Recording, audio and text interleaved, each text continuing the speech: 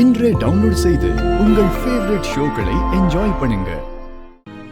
நம்ம ஆலந்தூர் பிரான்ச் இருக்குல்ல, அங்க சூப்பர்வைசர் வீட்ல ஏதோ பிரச்சனைன்னு அவர் பாட்டுக்கு போயிட்டாரு சார். இனி வரமாட்டேன்னு வேற சொல்லிட்டாரு சிபி சார். அவருக்கு பதிலா வேற ஒரு ஆளை தான் ரெக்யூர் பண்ணணும்.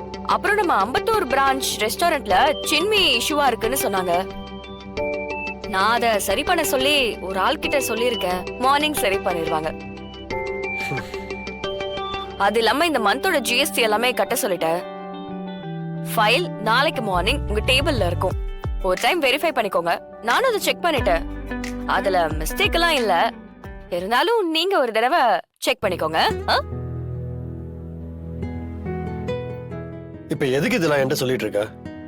சார், கம்பெனில நீங்களும் ஒரு எம்ப்ளாயி தானே, உங்ககிட்ட நான் சொல்லிதானே ஆகணும். அப்புறம் நான் உங்ககிட்ட கேட்காம செஞ்சுட்டேன்னு நீங்க அதுக்கும் முறைப்பீங்க. இத பாரு, என் கூட பேசுற வேலையே வச்சுக்காத. ஓஹோ, வீட்ல வந்து ஆபீஸ பத்தி பேசுறது உங்களுக்கு பிடிக்கலையா? ஓகே ஓகே ஓகே, போர் அடிக்கும் தான். இருந்தாலும் கொஞ்ச நஞ்சம் அப்டேட் பண்ணணுமேனு பண்ண.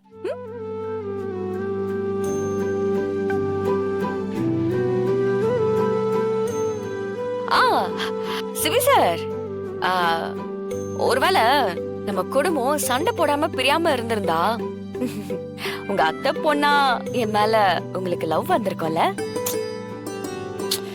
இல்ல சிபி சார், நான் எங்க அம்மா கிட்ட கேட்டேன். சின்ன வயசுல இருந்தே நீங்க அத்தை அத்தைன்னு எங்க அம்மாவோட முந்தானைய புடிச்சுக்கிட்டே இருப்பீங்களாமே.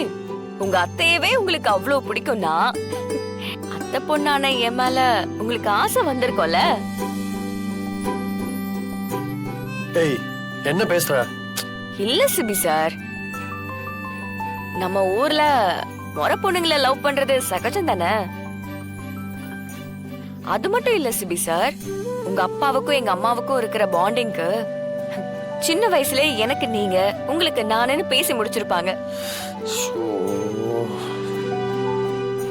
நம்ம லவ் முன்னாடியே ஸ்டார்ட் ஆயிருக்கும். ஆனா நம்ம வீட்ல நடந்த பிரச்சனையால எல்லாமே தலைகீழ மாறிடுச்சு. ஏய், என்ன இத்தனை நாள் வேற மாதிரி நெருங்க பார்த்தா, இப்ப அத்தை பொண்ணு மாமா பொண்ணுன்னு உறவு சொல்லி நெருங்க பாக்குறியா? இத பார், உன்னோட பொய் டிராமாலாம் எனக்கு நல்லாவே தெரியும். இந்த ஜென்மத்துல இல்ல, இன்னும் எத்தனை ஜென்மம் எடுத்தாலும் உன்னால என் பக்கத்துல நெருங்கவே முடியாது. ஏய், எதுக்கு சிரிக்கிற? என்ன பார்த்தா உனக்கு வீக்கான ஆள் மாதிரி தெரியுதா? வாய்ப்பே இல்ல.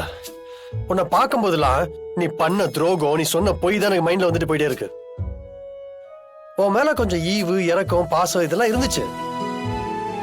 எப்ப நீ என்ன ஏமாத்துறேன்னு தெரிஞ்சதோ அப்பவே அதெல்லாம் செத்து போயிடுச்சு. இப்படியே கற்பனையில வாழாம சீக்கிரம் வீட்டுல உண்மையை சொல்லிட்டு இந்த வீட்டை விட்டு கிளம்புற வழியை பாரு.